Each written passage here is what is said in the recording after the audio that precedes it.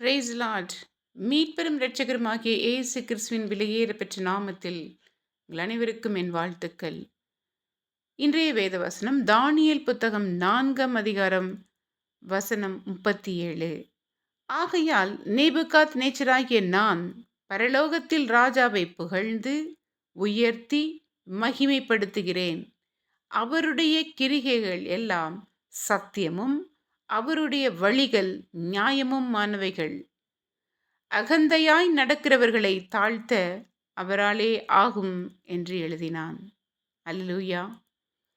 ஒரு ராஜா தன்னை மாத்திரமே ராஜாவாக என்று எண்ணிக்கொண்டு அகந்தையாய் நடந்த ஒருவன் தானியேலிடத்தில் தன்னுடைய கனவுகளை எல்லாம் கூறி விளக்கம் கேட்கும் பொழுது, அவன் அந்த விளக்கத்திற்கு ஏற்ப தன்னுடைய நாடுகளை மீண்டுமாய் சிறைப்பிடித்துக் கொள்ளும் பொழுது அவன் தேவனை உயர்த்துகிறான்.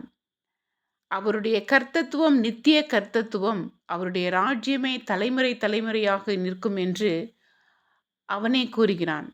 மற்றும் பரலோகத்தில் இந்த ராஜாவை தவிர வேறு யாரும் இல்லை என்றும் அவரை புகழ்ந்து உயர்த்தி மகிமைப்படுத்த வேண்டும் என்று ஒரு தேவனை யாரென்று தெரியாதவன், சுவைக்காதவன், அவனுடைய நாடுகள் மீண்டுமாய் அவனுக்கு கிடைக்கும் பொழுது அவன் தன்னுடைய அகந்தை எல்லாவற்றையும் கீழே போட்டு தேவனை உயர்த்துகிறான்.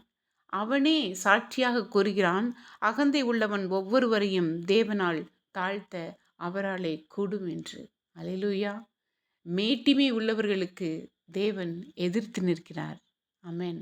ஆனால் தாழ்மை உள்ளவருக்கோ தேவன் கிருபை அளிக்கிறார். இன்று நாமும் அவரை யார் என்று புரிந்து கொண்டு அவருடைய நாமத்தை மகிமைப்படுத்துவோமா? நம்மில் அந்த தாழ்ச்சி உணர்வு வந்து தேவ கிருபையை அடைவோமா? God bless you.